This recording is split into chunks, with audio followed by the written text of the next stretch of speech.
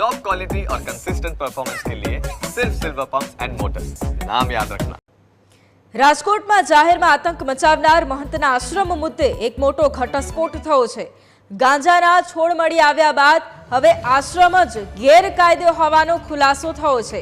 સરકારી જમીન પર મહંતે ગેરકાયદે આશ્રમ બનાવ્યો છે।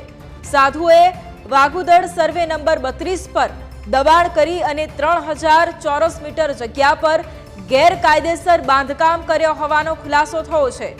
સાધુએ આશ્રમમાં 3 ઓરડી અને ફેન્સિંગ લગાવી છે। સરકારી જમીનમાં ગેરકાયદેસર આશ્રમ બનાવતા તંત્રની આ કાર્યવાહી મહેસૂલી કલમ 202 મુજબ નોટિસ પણ આપવામાં આવી છે।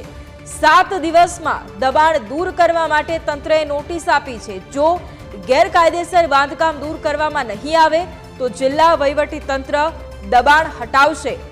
વડવાજડીમાં આશ્રમ બનાવનારા સાધુ જિગ્નેશ ધામેલિયા ઉર્ફે યોગી ધરમનાથ હવે ફસાઈ ગયા છે। સંવાદદાતા ઋષિ ફોન લાઈન પર છે। ઋષિ, રાજકોટમાં જાહેરમાં આતંક મચાવનાર જે મહંત છે હવે તેમના આશ્રમ મુદ્દે આ મોટો ઘટસ્ફોટ થયો છે। ગાંજાના છોડ મળી આવ્યા, હવે આશ્રમ જ ગેરકાયદે હોવાનો ખુલાસો થયો છે। શું માહિતી? ખાસ આ સાધુ યોગી ધરમનાથ કે જેમને રાજકોટના મહિલા કોલેજ અંડરબ્રિજમાં આતંક મચાવ્યો હતો અને જીએસટી અધિકારીની કારમાં તોડફોડ પણ કરી હતી। ત્યારબાદ આ મહંતની ધરપકડ કરવામાં આવી હતી અને એક બાદ એક ખુલાસા બહાર આવી રહ્યા છે। પ્રથમ તો તેના આશ્રમમાંથી ગાંજાના છોડ મળી આવ્યા હતા અને ત્યારબાદ જે પ્રકારે માહિતી સામે આવી છે, સમગ્ર આશ્રમ જ સરકારી ખરાબામાં તેને ઉભો કરેલો છે।